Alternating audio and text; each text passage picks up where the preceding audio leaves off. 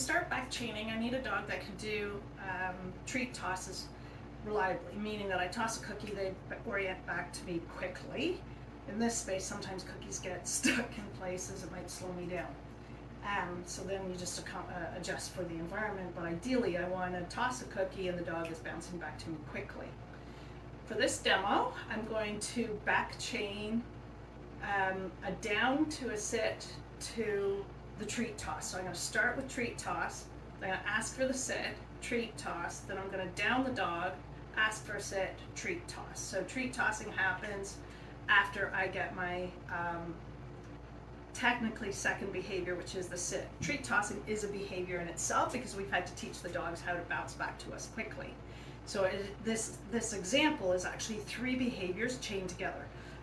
Back chaining means I always start with the end behavior, which is going to be my reinforcement strategy.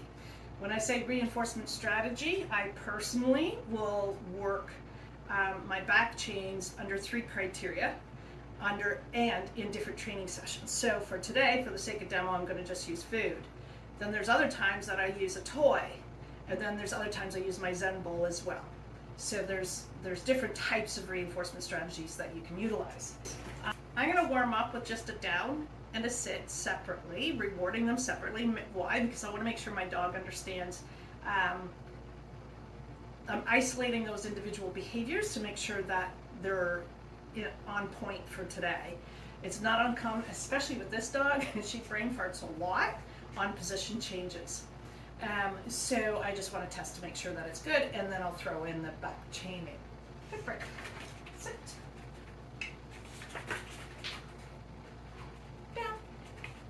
Nice. So I'm happy with that. I'm going to start into my chain.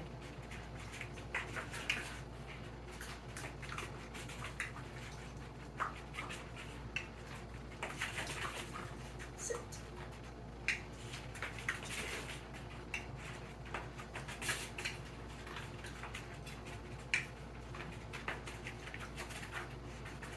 Down.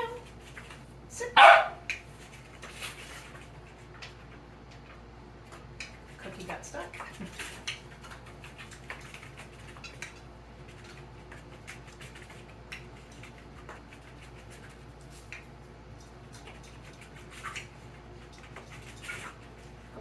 So you'll notice that when I am doing a treat toss, it's not just 1 or 2 cookies. I really want to make it wowy and memorable for the dog. Why? Because I want you to imagine they've just done a 3-minute, let's say 2.5-minute performance in the ring with no reinforcement.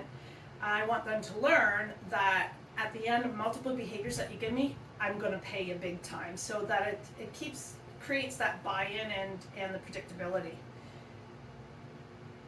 So in a separate training session, what you can do now is change the order of the sequence. So the last demo, we did a down to a sit to a treat toss. Now I can do a sit to a down to a treat toss. If your dog has a verbal cue for stand, then I can do a sit to a stand to a treat toss, a down to a stand to a treat toss. I can do a stand to a down to a treat toss, a stand to a sit to a treat toss. So there now gets to be multiple